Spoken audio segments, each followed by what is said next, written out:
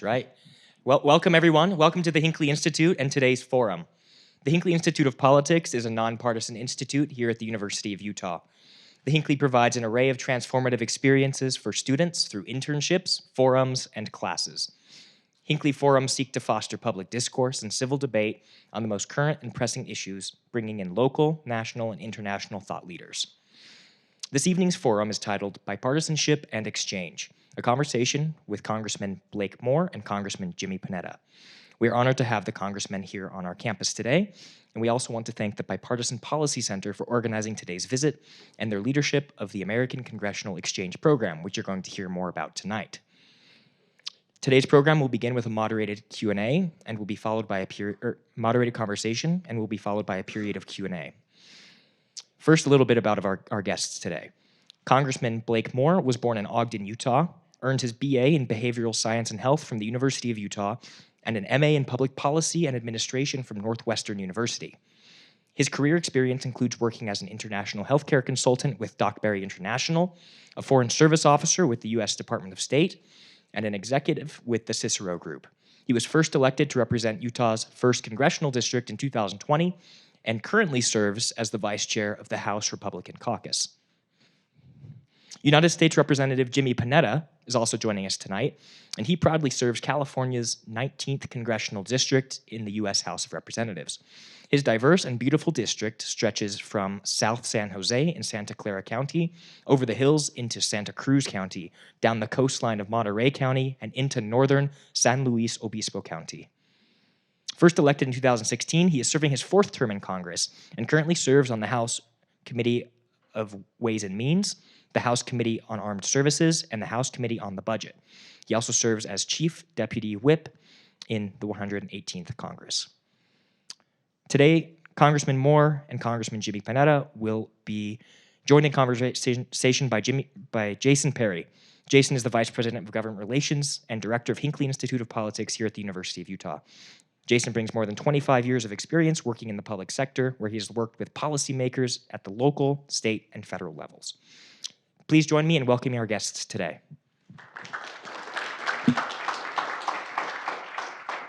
Well, we're so glad to have you both here with us today. These great students and members of our community from the University of Utah and the state of Utah, we're so glad to have you. Congressman Panetta, so glad to have you with us Thanks, today. Jason. Appreciate it. Why don't we start for a minute with you, Congressman Moore. Tell us what this exchange is all about. What's happening? What brings these two fellows together here as colleagues in the Congress? Yeah, he's so hard to deal with. He's insufferable. It's just it's such a tough time. Jimmy and I are very good friends, actually. But in Congress, unfortunately, in order to develop bipartisan relationships, you actually have to work at it. Yeah. That was one of my big takeaways when I first got there. You got to go out of your way. And then what I've found from doing this type of a program, I went to Monterey, California last summer on a couple-day trip that I was able to take with this program. And we're returning, they're doing the reciprocal side of it. And you just learn there's so much in common with what actually goes on in our districts. There's so much drama and infighting and bickering that goes on in Washington, but back in our districts, I mean, Americans are, I'm going to say, we get it. Like there's a lot that actually drives and they want to see solutions. So we had a great time. I'll let him tell about his experience here, but we went out to Monterey. It's coastline, it's Carmel, Big Sur, some of the prettiest. I mean, I think we're the 2 prettiest, best districts in the country, I would argue, right? So Utah 1 and California 19, we kind of take the 2 best. And I got to go out to some ag areas. We got to some military some installations that exist in his district. If that sounds familiar, think about the 1st district, right? There'll be we went out onto a marine sanctuary, and my wife was even able to come, and it was an awesome experience. So you have to work to develop relationships. Congress is built on relationships, and in order to be able to find solutions and work together on things, you've got to work at it. Jimmy and I, Congressman Panetta and I, we co-lead a lot of bills together. We can share more about that as we go, but it's a really good experience. I'm really appreciative of the Bipartisan Policy Center for kind of organizing this and making this happen. They're short trips. I'm going to be like 2 nights in both of our districts, but just being able to go and see it creates a relationship back in Washington where we understand where each other's coming from, why we make decisions, why we do certain things we do. We are on similar committees, and so we actually have a lot of joint efforts together. But I'll turn it over to you. Thanks. Kind of tell you a little bit about this place.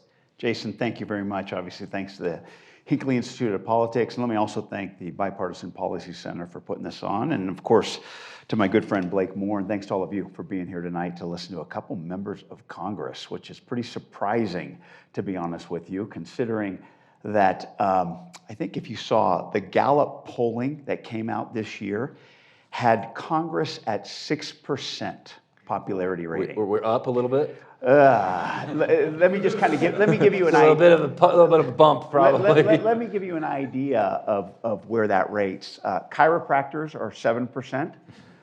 Car salesmen are 8%. And this last one really chapped my hide. U.S. senators are 9%. That's horrible. I know. So it really says a lot that you're actually here, and it gives me hope that hopefully you have some interest in what we're doing, especially when it comes to this topic of bipartisanship. It is, what Blake said is spot on. It's real easy to go back to Washington, D.C. and just kind of hide in your party trenches, vote the party line, come home, do your casework, do your constituent services, get reelected, and just kind of go right along like this, kind of flatline. But in order to actually get stuff done, I firmly believe you have to have relationships, not just with your party, you have to have relationships with the other party and people in the other party as well. Because that is, and what I've been saying throughout today, Congress is about relationships. Why? Because it's about trust. That's a key ingredient in order to get things done.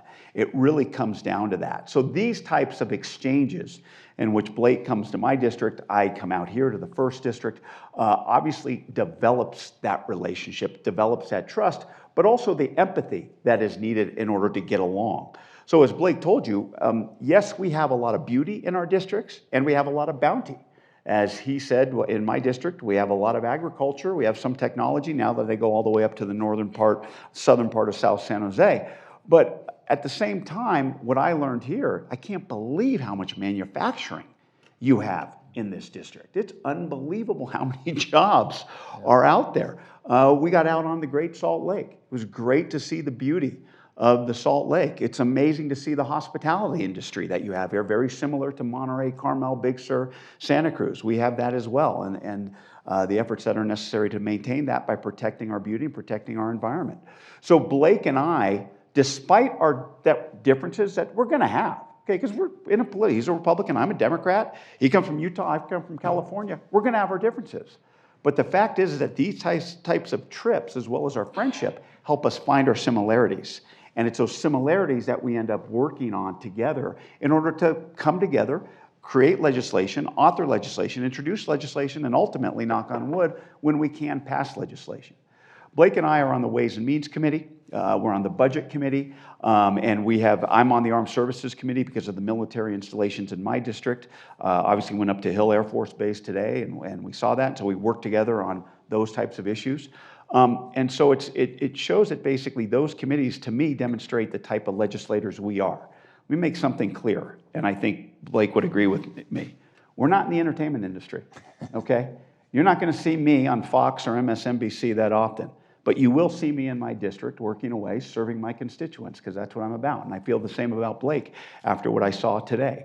He's about the 1st congressional district. That's his job, to represent the people. And so the committees that we're on are actually very bipartisan and really work to get stuff done and to be in the legislation industry. This is an interesting conversation about bipartisanship, because I think there's a perception that maybe that doesn't exist so much. Right. That mostly it's conflict that we see that's sort of paralyzing Congress. Maybe give us an idea about that perception, if it's true or not true in your mind, and maybe some of the things you two have done together that bridge that divide. Yeah, absolutely. So it is obvious, it's very much a perception that there's no productive work that gets done back there. The media, they thrive on that. That's what creates clicks. That's what the echo chambers want you to hear. And so there is a lot of that. Now, there's a lot of things that are frustrating to Congressman and I about an inability to get some things done. We could talk about some of those particular bills, like the like the tax policy. The tax policy is actually very bipartisan out of the House, and we're running into roadblocks in the Senate. But so there is definitely frustrations, but there's an overwhelming amount of bills that pass along what's called suspension votes. So we suspend the rules. You don't even have to debate them because they're going to pass once your team and you've vetted them with your team. These get over 2/3 vote, largely. They're very popular, right? And so that's the majority of bills that still get passed. And then, there'll be some legislation that pulls off 20 or 25 Democrats that, per their district, that really matters to them. And then when I was in the minority, there'd be a lot of bills that would pull off things that make me, that I was, in a minority number of Republicans voting for it, but it's something I believed in, and we did a lot. So there is a lot more than you expect, and definitely more than the media wants you to believe. Jimmy and I have done a Fire Sheds Act, using data to identify the most difficult areas within a fire shed, potential wildfire areas. If we could use LiDAR and some of that data, the biggest risk, and then we could use that to target and better approach prevention of that. We've done bills, the Lodge Act, Range Act. The Lodge Act is something I really like. That you go down to Moab, right? It's really tough for us to have a Park Service employee because the housing is so expensive. We're trying to create an opportunity to create more affordable housing for those individuals and those rangers. They don't have any other option. They're not out there to make a lot of money, so they're not going to be living lavish lifestyles. But they need shelter. They need a place to live. So we've done stuff like that. Like I said, Jimmy was out on the Great Salt Lake today. I was in the Marine Sanctuary in his district, so we see a lot of water issues. A little different on both sides, but there's a lot that goes on. You won't necessarily see it. We just passed a tax bill with 359 yes votes. Less than 30 to 50 on either side. On some Democrats said, it doesn't do enough on the child tax credit. Some Republicans said, it does too much on the child tax credit. A lot of quibbling going on. This was a bill that passed with 359. Probably the most important, we would argue, because it's our committee, but we think it's one of the most significant pieces of legislation that we could do. This Congress, for sure. Yeah, this Congress, for sure. And we have not shut down. We got through the debt ceiling. We have just finished one appropriations package 2 weeks ago, and this week we have on the docket to finish off the other half of the appropriations package. Those can be very tense, and those have been largely bipartisan. And then some of the most important things to get done, so we don't go into nonsensical government shutdowns. Yeah, let me just. One of the other things that we did, so like I said, Blake wasn't able to stay on the Armed Services Committee, but he had friends on the Armed Services Committee. So he came to me with a bill that helped one of your manufacturers here in the 1st District. We were able to get that bill into the Armed Services Committee because I led that, being a member of HASC, putting it in the National Defense Authorization Act. So that's just kind of an example of how relationships lead to partnerships, which lead to legislation and getting stuff done. So we're very proud of that. Look, in regards to your initial question, Jason, about what people see and how they feel about Congress, I get it, man. I get it. I mean, this term more than any other that I've been in 7 years now, going into my 8th year, I should say. This term more than others, people have come up to me and said, how the hell are you dealing with all the craziness that's going on back there? And I get it. I mean, if you turn on the news and what you see is, it's sort of kind of succumbed to like a middle school atmosphere. And what do I mean by that? Well, if you follow Congress and the antics of Congress members closely, you'll know what I mean. We have members who like to pull fire alarms. Okay, that's true. A member of the Democratic Party pulled a fire alarm. I'll let you ask him why. We have members that bully each other in the hallways. Former Speaker McCarthy was alleged of elbowing a member that voted against him or voted to vacate him. And we have members that go to movie theaters and grope their dates. Apparently, that's what Lauren Boebert did. If you saw that video, who would have known that the video in that Denver theater was so good? It's like you can't make. It does sound a little bit like middle school. Exactly, yeah. and like you can't make this crap up. But we had a guy named George Santos who made crap up every single day. So I mean, this is what we're dealing with in this environment. But what I got to remind people is that stuff, despite the craziness that we've seen, stuff has actually gotten done. Okay, and you just look back to the 117th Congress and the big bills that we got done, that got us through COVID, that gave us the foundation to deal with inflation with the American Rescue Plan, that helped us invest in 10 years of investment in our infrastructure with the IIJA. Realizing that we can't rely on other countries to produce semiconductor chips, we passed the Chips and Science Act. We then passed the largest investment in human history to reduce our carbon output with the IRA. Oh, and in that bill, we reduced healthcare costs for the ACA. We capped out-of-pocket expenses for those on Medicare at $2,000 a month and those at insulin on $35 a month. What else did we do? We passed the PACT Act for our veterans, making sure that those exposed to toxic fumes when they were deployed actually get the services that they deserve from our VA. We actually did something on trying to reduce gun violence with the Safer Communities Act, investing in our mental health, investing in red flag laws, and investing in our school security. What else did we do? We codified same-sex marriage. We codified Asian hate crimes. And we made sure that Juneteenth is a national holiday. Every one of those bills except two were bipartisan. Big, monumental, historic bills that are actually going to affect our future. That was just done a couple years ago. A lot of people don't remember that. We live in a Snapchat society. We forget stuff over and over and over. Not necessarily a TikTok society, but if we want to bring that up, we can talk about that. We used to. It might not go over so well in this crowd. But we have to remind people that basically, despite all the craziness, stuff's getting done. And it's getting done in a bipartisan fashion. Talk about a couple of those bills. I want to talk about this tax bill because this not just, but this was an overwhelming majority of people voted for this. Yeah. Was there something? Maybe tell us about why that one was successful, and maybe something to that and a couple of these other bills you just mentioned. What is maybe even not unique to those things, but what is that core characteristic of those bills that brought bipartisan support to them? Yeah. So the tax bill. The last few years, there's been some provisions that were very traditional in our tax code, and those had sunsetted. And part of it, most of these individual bills sunset because of the 2017 Tax Cut and Jobs Act. We had to, when that was enacted, it put some things on a timeline. The rest of that legislation actually expires next year and some in 2026, the vast majority of it. There's a few provisions that continue on. But they had to put some on the chopping block that no one really wanted to put on the chopping block. That's your R&D tax credit, your bonus depreciation, and your EBITDA, so you can do interest deductibility. Those particular things are something that Republicans felt like they had to put on the chopping block to be able to get that legislation done, but knew that we wanted to address them again. So this year we had the opportunity to deal with those three main things. We added a small business bill that I led. A Taiwan tax relief piece that made it so you weren't double taxed with any investments and work with Taiwan, and low-income housing tax credit. So all these specific bills. Then those were for the most I would say all of them were bipartisan. In fact, they each individually had sort of a bipartisan co-sponsorship, but they were led by the Republican majority, and we knew that we had to self-correct because it was largely our bill that put them on the chopping block. But also, what Republicans did in 2017 was they doubled the child tax credit. And by doubling the child tax credit, we never actually get credit for this.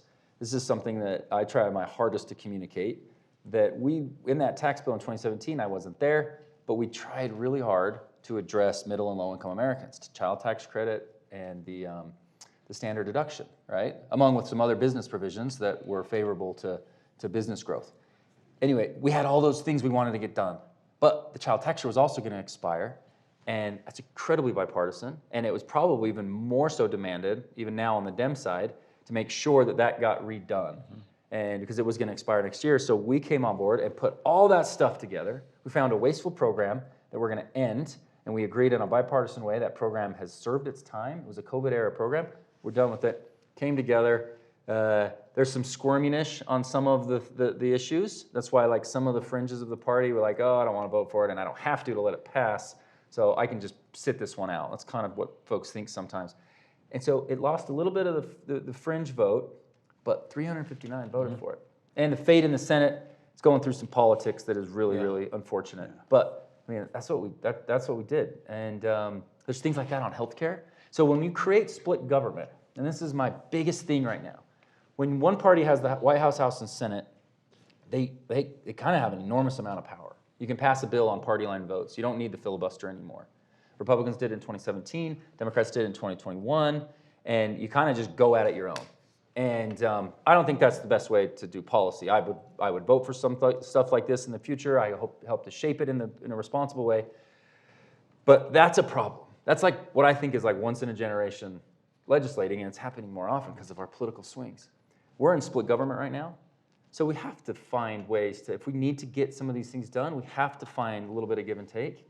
And the give that I gave for that tax bill is minuscule. The give that the Dems gave was minuscule. It was all very supportive. People want to quibble. Is what it is. We got it done. Now it's up to the Senate. Call your senator. Tell them to get it done. Yeah, exactly. That doesn't be hung up. Especially your senators. Romney will be all right. Yeah, exactly. Look, just quickly, it was a deal, okay? Child tax credit, making sure that people in low income who have child, need child care, they get that tax credit for the R&D tax credit. Basically saying if you're a small business or even a corporation and you make improvement or you make investments in research and development, you get immediate expensing. Not 5 years down the road, but immediate expensing. So these are very popular items in both parties. And so it was kind of a deal one for one to do it. And then we also added in low-income housing tax credit, which is huge. Tax credits to incentivize the development of low-income housing, great. And then also an aspect of it, the fourth aspect of it, these four things of this bill, is basically making settlements. If you received a settlement from a natural disaster, it's tax-free. Yeah, that's right. So right now, if there's a fire in California and PG&E started it, and we sue PG&E and we get a settlement from PG&E, I get taxed on that. We're going to make that tax-free. So and as Blake said, it's all paid for. It's paid for with the ERTC, basically eliminating that, using that money to go into these things. So very, very good bill. Passed overwhelmingly in the House, out of the Ways and Means Committee. Passed overwhelmingly in the House of Representatives. Now the Senate's dealing with it. And the problem is, as Blake said, there are politics coming into play, and that you have basically it's the senator from Idaho, Crapo, is basically is not excited about it, and I say him because he's the ranking member of the Finance Committee where this bill goes through. He's not excited for it. He's talked bad about it, and now you have a leadership game going on with who's going to take over for Mitch McConnell, and so they're using this as a way to show their Republican bona fides and that they're both no's on this bill. And so they got to work it out right now in order to get past these politics and actually put up a bill that's really good on policy for the people. So hopefully they can do that. And Blake's right, and I'm right. Call your senator, please. Let him know to do the right thing on this bill. So there's a couple other things that are sort of create the environment to get some of this work done. There's a lot of bills that just that go through like a 5-year authorization. And the farm bill comes up for that. FAA, so all of our policy that dictates, our air traffic control, things like that. Those things come due. FISA is another issue. They come due and they have to be reauthorized by Congress. I love the fact they have to be reauthorized because it gives you a chance to go in and address them and work on them and find compromise. We're doing a lot of really good work on FISA in a bipartisan way to find reforms that need to take place to that particular apparatus in the intelligence world. And we're staring down the barrel of 2025. Where a lot of the Trump tax cuts, the Tax Cut and Jobs Act, that was largely a Republican-only bill, a lot of it is coming to expiration in the next year. And so it all depends on what the type of environment is, and who's in the White House, who's leading the Senate, who's leading the House. Do we stay in the majority? We have a 2-seat majority right now. Does it flip? All this kind of stuff. And then that dictates the most important thing. And you know what? It won't be the most important thing because the media doesn't want to talk about tax. It's boring. They want to talk about everything else. But seriously, guys like Jimmy and me, we're literally just neck deep in trying to make sure we deal with this policy type of stuff, and we're trying to work through these issues. We can address this in a bipartisan way. If you go one-party rule, there's going to be a reckoning with it too. We'll see how it all plays out, but it'll be fun to watch. And I'm sure I'll come back up and do another lecture here and keep you all posted. We'll have you. Yeah, and it's going to be cool to be on the committees. So we're on the Ways and Means Committee. That's where it's going to be done. Yeah. I want to do a connected policy issue here. Our students talk a lot about what they're hearing on government spending. All right, there's something we hear about a lot. You know, where the money is going. We've got inflation. It's more expensive for everything. We got tuition connected. Everything is just more expensive. And our students are looking at some of these spending patterns, wondering what the plan is. Both of you have started to approach this in a bipartisan way also. Talk about what you're doing there, because we will be impacted directly by it. Yeah, look, I think obviously coming out of COVID, in which there hands down was a lot of spending, but I believe necessary spending in order to get us through COVID and also give us a hell. 2 out of the 3 bills that were done largely for COVID were incredibly bipartisan. Right? That's Exactly. The what you American mentioned Rescue earlier. Plan was the only one that wasn't, but it was one that the president and the House Dems and House Senate And process when you have done the by trifecta, do that's reconciliation. the spoils that you get in this political world. Dems do it, ours do it, and it's a fun game. That's right. Not that fun. Yeah, but look, there was spending based on that, and we know that. But like I said, I think it was positive, and it was needed at the time to get us through COVID, and it gave us a great foundation. And trust me, you read the latest Economist article that came out this week that talked about how amazing the U.S. economy is right now. A lot of that has to do with the spending that we did, the investments that we made in this economy, and will continue to develop and be felt as we go forward. But with that spending, obviously, we're dealing with the fiscal component of it. That was that was the fiscal part of it. But then we have the monetary aspect of it as well, and the high interest rates. And the problem with these high interest rates that we're seeing right now that was put into effect to cool the economy was that basically we're paying a huge amount on our debt and deficit. And we cannot sustain that anymore. And so we have to address, I firmly believe that we have to address our debt and deficit. Because trust me, a while back when people were talking about, we could spend as much as we want, money was cheap. I get it. Interest rates were very, very low. And so that was actually okay. But right now, since they're so high, we're spending too much and we can't afford to spend too much, because if we continue to spend too much, we'll take away from our actual investments into our economy, into our country. So we have to do something with it. And that's why Blake and I are on the Bipartisan Fiscal Forum, BFF as it's called, where it's a group of Democrats and Republicans who want to be at the table to discuss what we can do to reduce our debt and deficit. And from that, we came up with this Fiscal Commission Act, basically making sure that there is a commission that provides solutions to how we reduce our debt and deficit. Blake can talk about why that's important. I'll save that for you to talk about.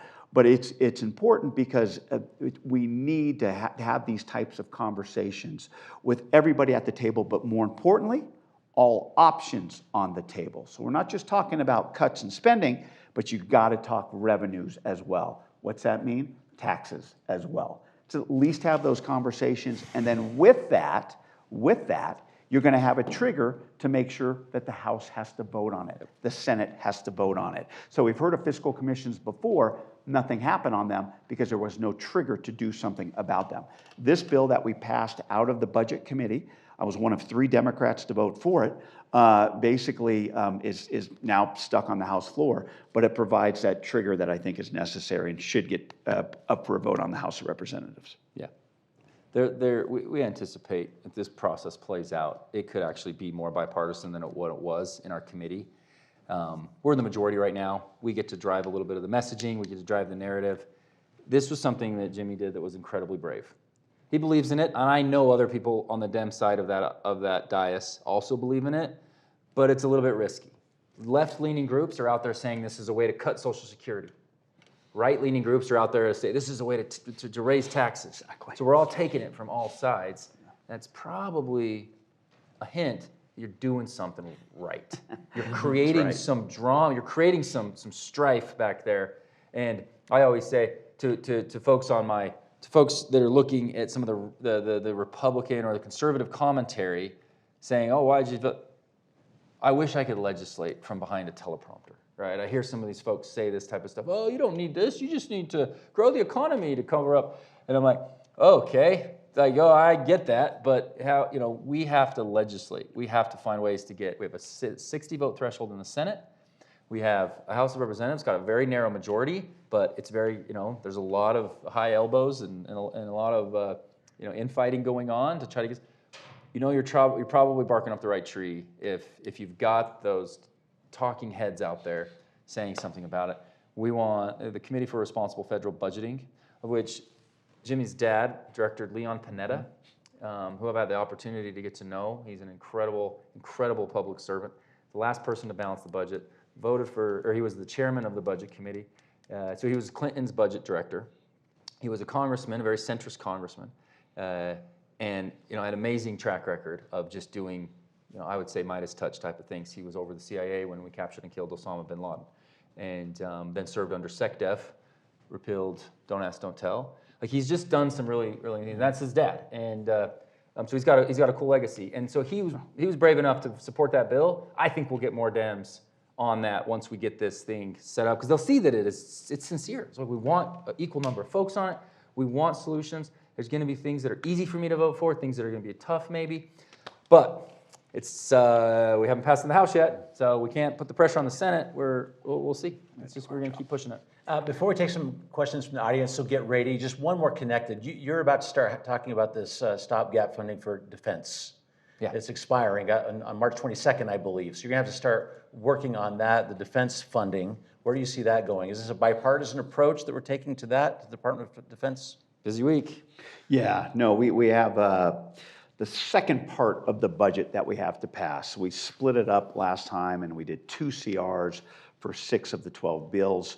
For 6 and 6, last week we passed 6 of those bills. This Overwhelmingly bipartisan. Oh yeah, exactly. Overwhelmingly Exactly. bipartisan. And this week we have the other 6 to vote on. Keep our fingers crossed. I think most of it will be all right. What we're hearing is that there's one area, the DHS, Department of Homeland Security, where there's some issues, and that's obviously the border. What happens there, we're going to have to figure out. But the other 5 areas, including the defense, hopefully we can pass and actually pass a budget for fiscal year 2024. The big issue with that, obviously, is for Hill Air Force Base and for my military installations. It's how these installations can operate, how the DoD can operate. They can't do it under CR in the sense that they can operate, but they're at last year's funding level. And so they're just kind of stuck, and they can't make the investments that they need to. Hopefully we pass a budget and give them the amount of money. When he says the budget, these are the 12 appropriations bills. Thanks. They constitute less than 25% of the actual budget. It's only $1.5 trillion, $1.6 trillion of a $6.2 trillion budget. So that other $4.5 trillion is the stuff that Jimmy and I want to work on Ways and Means. It's your Social Security, it's your Medicare, it's your Medicaid. We have a portion of Medicaid, like the tax side of it. It's split between another committee. Some of the welfare programs, we've got to strengthen them. I took Jimmy to Welfare Square today for the Church of Jesus Christ. They run a really great welfare program. There's really good ideas out there, and we've got to be able to right-size some of that. But we're running $1.5 trillion deficits too, right? So we've got to be able to figure out how to get it all in whack. And I think about my kids every day. Like, if 40 cents on every tax dollar that they spend or that they submit in their first job in 15 or so years, if 40% of it's going to just pay the interest, right? Interest is going to be the number 2 item on our budget starting next year. So you've got Social Security and you've got interest. So all the people that take out, T-bills and treasuries and all that kind of stuff, and other government, $34 trillion, like $7 trillion of it is to foreign entities, foreign governments. Most of it is to our own children, people that are investing in treasury yields. That's a positive way to invest, and you get that yield that's guaranteed and all that kind of stuff. But the second budget line item is going to be interest. And that used to be like the 7th or 8th. And that's a huge concern for me, because it's going to crowd out all the other stuff. That's why we've got to get after this debt commission. So, You already take a couple questions Please. from the audience? Okay, Nick's got a you microphone. can call on them. This Yeah. other Nick right here, I saw your hand. All right, So here you wait, go. just make sure you get a microphone. We'll call on you. Do you want me to stand up or? Yeah. Sure, why not? Let's just do it. So I'm a state delegate for my local precinct. CD1? No, unfortunately not. Whatever. CD4, I know. And for some reason, the political bug seems to always bite me. And it's frustrating because... My apologies. I am obviously a registered Republican, and I've gone to events to vet candidates. And unfortunately, a lot of them rely on that fringe rhetoric to get elected. And what I've seen here today is that you two don't. So how do you keep getting elected without relying on that, without having to go on media? Because I met with Jimmy and Scott Peters, Democrat out of San Diego. We met with his whole entire San Diego Chamber of Commerce. And I'll never forget what Jimmy said. And I was the junior guy there. They'd been around a little longer than me. And he said, because when I first came back here, I decided I wanted to make a difference and not a point. That's the mentality that he has. I have it. But how do you keep getting elected? Because he works his district really hard. Good governing is good politics. Don't let anybody fool you otherwise. It's unfortunate that people don't have a sense of what it means to be a public servant. And I think that's the underlying issue, is you get people who go back to Washington, D.C., or even at the city council level. They get into these types of elected offices based on a vision that they have, based on what they see on TV or what they read on social media. People got to understand that public service is a frickin' grind.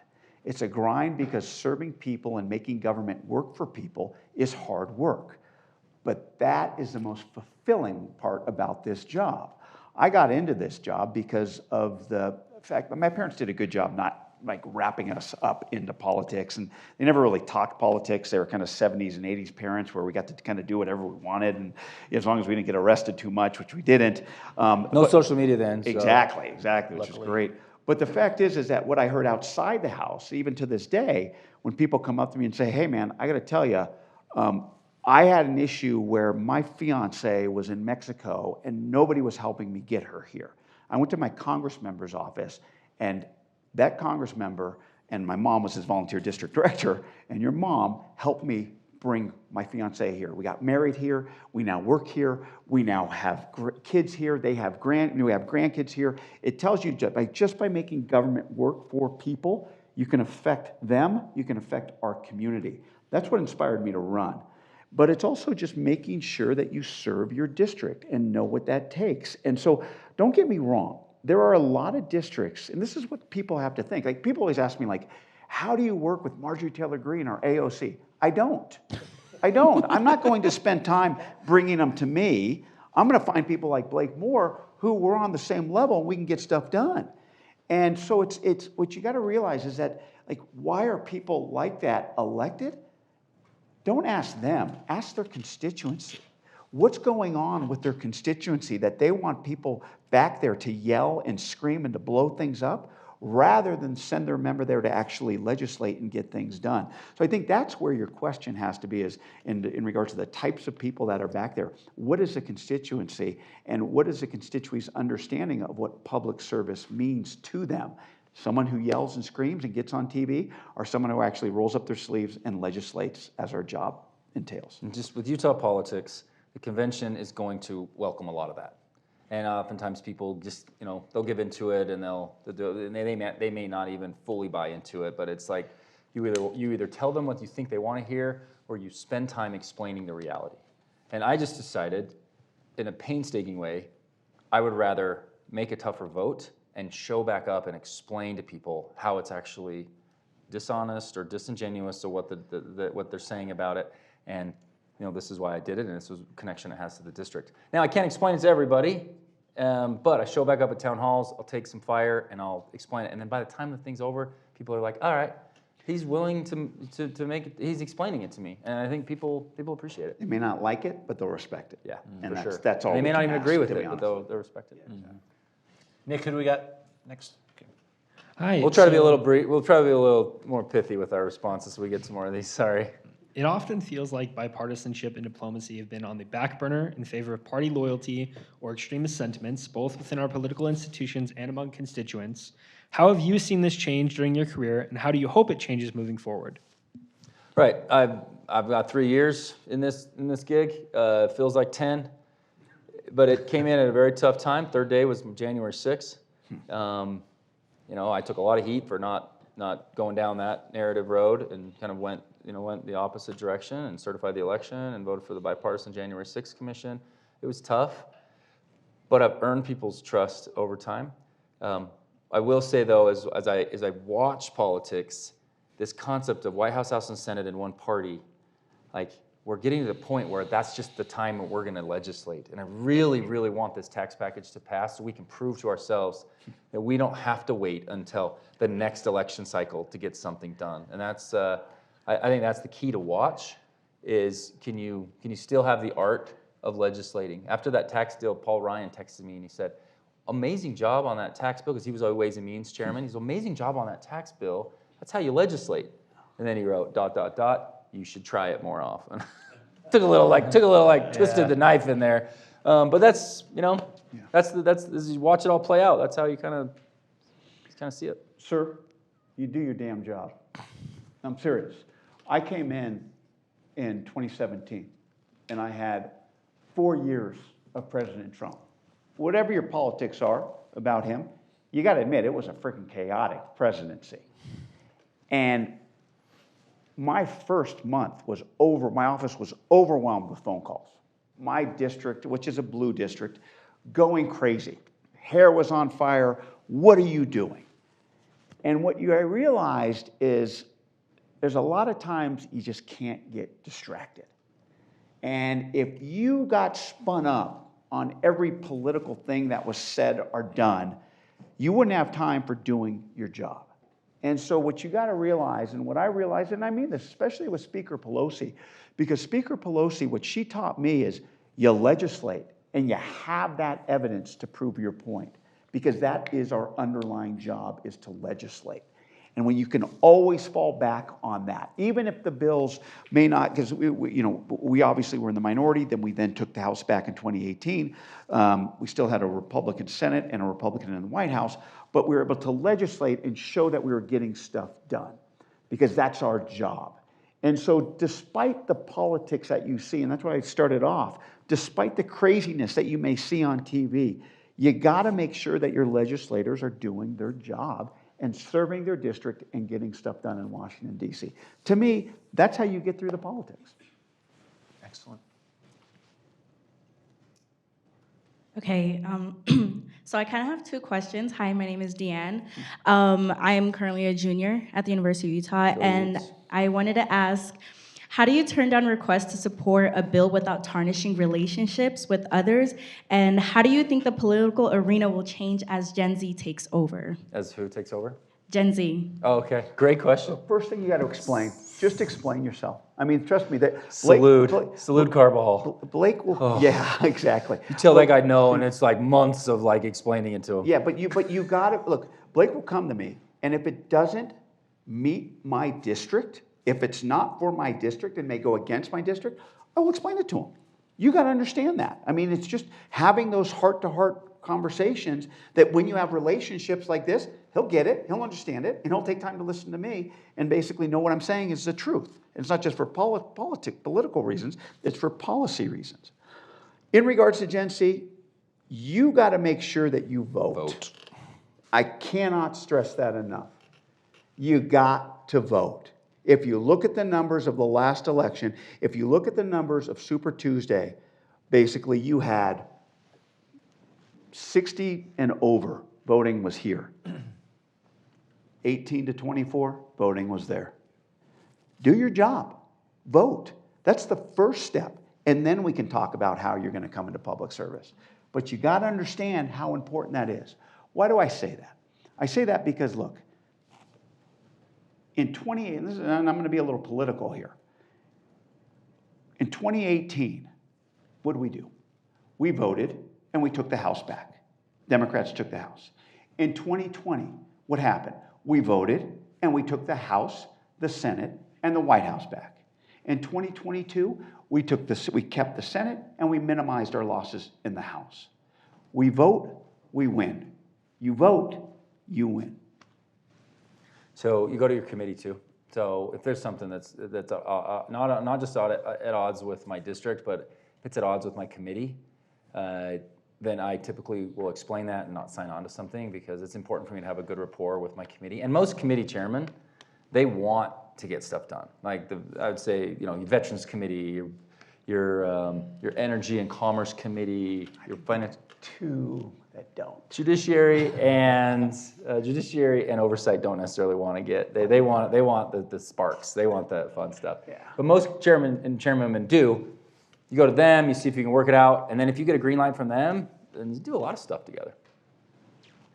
Okay, one last question, Nick, you've got right there. Okay. Hello, I am a UOB student who's studying political science. And as someone who's coming outside of the United States, one thing I was very, I'm sorry? Where are you from? Korea. 안녕하세요. 반가워요. 안녕하십니까? Yeah, 반가워요. I'm going to the Korean embassy dinner on Tuesday night. I went there on my mission, so. I'm going to the Italian embassy tomorrow night. So. He just hangs out there all the time. 반가워요. 네, 저 반갑습니다. Yeah. I mean, anyway, where was I? Yeah, talking about bipartisanship, I think one thing that really impressed me about American politics is that how consistent the government's position is when it comes to foreign policies. Because honestly, foreign policies should go steady, right? No matter what party takes the presidency. But honestly, it is not easy for most of the countries, including my own country. And I think that it is the U.S. Congress that plays a key role in keeping this consistency in United States foreign policy. And I know that this is not the question that can be answered in one or two sentences, but if you may, can you tell me the secret of U.S. Congress in keeping this bipartisanship consistency for foreign policy of the country? Yeah, I'll add a few things. I'll add the negatives to this. Some of the things that we've done over time have actually largely been in the Senate. The Senate requires a filibuster to vote. You have to get over 60 votes. And that has largely been in existence since, it's not a constitutional principle, but it's largely been in existence as part of the operating nature of the Senate. That is what I think a lot of consistency. In the House, I mentioned, we're sharp elbows. It's a majoritarian rule. You'll pass a lot of bills on party line votes. You send them to the Senate. Hey, this is the way we think about it. We got the House majority. Here's what we think, senators. And they send it back to us with not all of our priorities in. Then you have to decide, well, not everything I wanted, but it's pretty darn good. I'm going to vote for this. That's what I'm doing with the appropriations bills, right? Big fan. I love what we're doing on the defense stuff, all that kind of stuff. So that, in my opinion, the structure of the Senate is very helpful. But what's happened over the course of some in the Senate? They used to require the filibuster for Supreme Court and justice appointments, and Senator Reid got rid of the filibuster on lower court appointments. Senator McConnell, I believe it was Senator McConnell. I don't have all the back on this. They got rid of it for Supreme Court, and now they're hyper partisan experiences. Ruth Bader Ginsburg, you would obviously consider her a liberal justice, but qualified to serve as a justice based on her credentials and everything.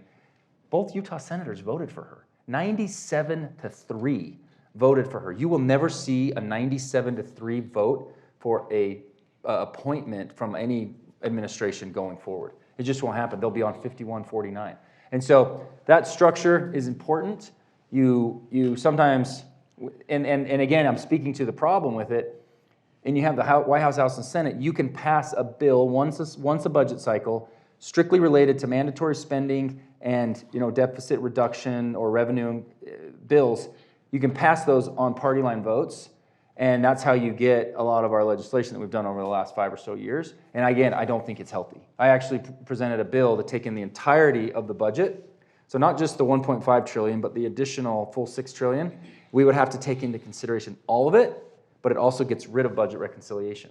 And so you have to forge compromise. You have to get this thing done, but you have to look at it in a big picture. Because if we continue to just deal with $1.5 trillion of a $6 trillion budget, folks, our deficits are going to continue to climb, and we're going to run into a really dangerous, is the U.S. dollar the reserve status of the world if we continue to have so much debt, which he and I work a lot on, and that's what we're doing in the commission. Anything to add? I went a little long. In regards to foreign policy, I think, Steny Hoyer, who is a senior Democrat in my party, and I know Blake gets along with him, real good guy. Yeah. He's always said, partisanship stops at our shores.